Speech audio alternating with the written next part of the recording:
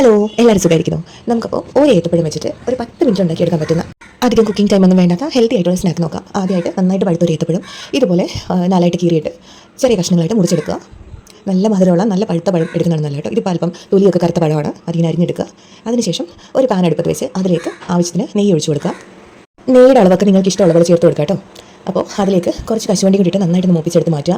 കശുവണ്ടിക്ക് പകരം നമ്മുടെ കയ്യിൽ ഏത് നട്സാണുള്ളത് അത് ചേർത്താൽ മതി. ഇനി നമുക്ക് അരിഞ്ഞു വെച്ചിരിക്കുന്ന ഏത്തപ്പഴം ഇതിലേക്ക് ഇട്ട് കൊടുക്കാം. എന്നിട്ട് ഇത് നന്നായി ഉടഞ്ഞു വരുന്നവരെ നന്നായിട്ട് വഴറ്റി കൊടുക്കുക കേട്ടോ.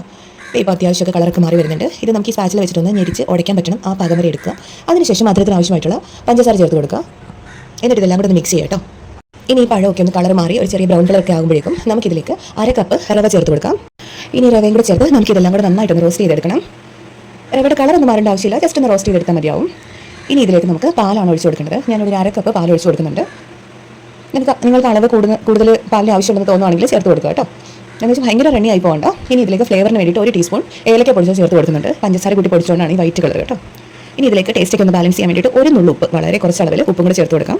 എന്നിട്ട് ഈ പാലെല്ലാം വറ്റി നമ്മുടെ ഈ റവ നന്നായിട്ടൊന്ന് വെന്ത് വരണം. വെന്ത് നമുക്കൊരു മാവായിട്ട് ഇങ്ങനെ ഉരുട്ടിയെടുക്കാൻ പറ്റും. നമ്മുടെ ഈ ചപ്പാത്തി മാവൊക്കെ കുഴച്ചെടുക്കത്തില്ലേ, അതുപോലെ നമുക്കൊരു ഡോ ആയിട്ട് തയ്യാറായി വരും. അതുവരെ ചെറുതീയിൽ ഇളക്കി കൊടുക്കുക. തീ കൂട്ടി വെക്കരുത്. അത് പെട്ടെന്ന് തന്നെ പാല് വറ്റിയിട്ട് റവ വേവത്തുമില്ല, ഇത് കരിഞ്ഞും പോകും. അതുകൊണ്ട് ചെറുതീയിൽ ഇളക്കി യോജിപ്പിക്കുക. ഞാൻ ഇതിലേക്ക് ഒരു ലേശം മിൽക്ക് മെയ്ഡും കൂടെ ചേർത്ത് കൊടുക്കുന്നത് ഓപ്ഷണലാണ്. നിങ്ങൾക്ക് കയ്യിലുണ്ടെങ്കിൽ മാത്രം ചേർത്താൽ മതി. ഇല്ലാന്ന് പറഞ്ഞ് ഒരു ടേസ്റ്റ് കുറവും ഉണ്ടാകത്തില്ല. ഉണ്ടെങ്കിൽ ചേർത്ത് കൊടുക്കുക. ഇത് അധികം കുക്കിംഗ് ടൈം ഒന്നും വേണ്ടാത്ത നമ്മുടെ കുഞ്ഞുങ്ങളൊക്കെ സ്കൂളിൽ നിന്ന് വരുമ്പോൾ നമുക്ക് ഉണ്ടാക്കി കൊടുക്കാൻ പറ്റുന്ന നല്ലൊരു സ്നാക്കാണ്. അത് ഹെൽത്തി ആയിട്ടുള്ളൊരു സ്നാക്കാണ്. നമ്മൾ എണ്ണയിലൊന്നും വറുത്ത് കോരുന്നൊന്നുമല്ല. അപ്പോൾ ഇത് ആർക്ക് വേണമെങ്കിലും പെട്ടെന്ന് ട്രൈ ചെയ്ത് നോക്കാൻ പറ്റുന്ന ഒരു കാര്യമാണ്. ഇപ്പം കണ്ടില്ലേ, നന്നായിട്ട് വെള്ളമൊക്കെ വറ്റി ഒരു മാവ് പോലെ റെഡിയായി വന്നിട്ടുണ്ട്.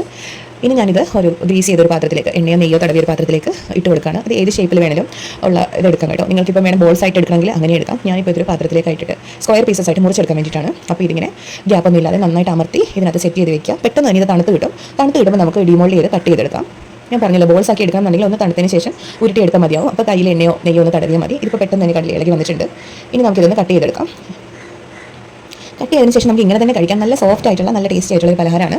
വേണമെങ്കിൽ ഇത് നമുക്ക് ഒന്നുകൂടെ ഒന്ന് മുറിച്ചെടുക്കാം. അപ്പോൾ നമുക്ക് പുറമേ നല്ല ക്രിസ്പിയും അകത്ത് നല്ല സോഫ്റ്റ് ആയിട്ടുള്ള ഒരു ടെക്സ്ചർ കിട്ടും. ഞാനിത് അതേ പാനിലേക്ക് തന്നെ ഒരു ലേശം കൂടെ നെയ്യ് ഒഴിച്ചിട്ട് 2 വശവും നമ്മൾ മീനൊക്കെ പൊരിക്കുന്ന പോലെ അതിലേക്ക് വെച്ചിട്ട് 2 വശം ഒന്ന് മുറിച്ചെടുത്താൽ മതി. എല്ലാ ഭാഗവും മുറിക്കാൻ പറ്റുമെങ്കിൽ അങ്ങനെ ചെയ്യുക. ഞാനിപ്പം എളുപ്പത്തിന് 2 വശം മാത്രമേ മുറിച്ചെടുക്കുന്നുള്ളൂ. അങ്ങനെ എടുക്കുക. വേണമെങ്കിൽ പെട്ടെന്ന് തന്നെ ആവും. കാരണം ഈ പഴവും പഞ്ചസാരയൊക്കെ ഉള്ളതുകൊണ്ട് തന്നെ ഇത് പെട്ടെന്ന് തന്നെ മൂത്ത് കിട്ടും കേട്ടോ.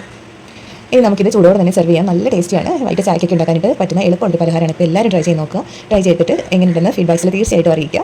അതുപോലെ നമ്മുടെ ചാനൽ ആദ്യമായിട്ടാണ് കാണുന്നതെങ്കിൽ ചാനൽ സബ്സ്ക്രൈബ് ചെയ്യാൻ മറക്കരുത്. അതിൽ ഫ്രണ്ട്സിനും ഫാമിലിക്ക് എല്ലാം ഷെയർ ചെയ്ത് കൊടുക്കുക കേട്ടോ. അപ്പോൾ നമുക്ക് നാളെ ഇതുപോലെ രസമുള്ള ഒരു കുട്ടി വീഡിയോ ആയിട്ട് വീണ്ടും കാണാം.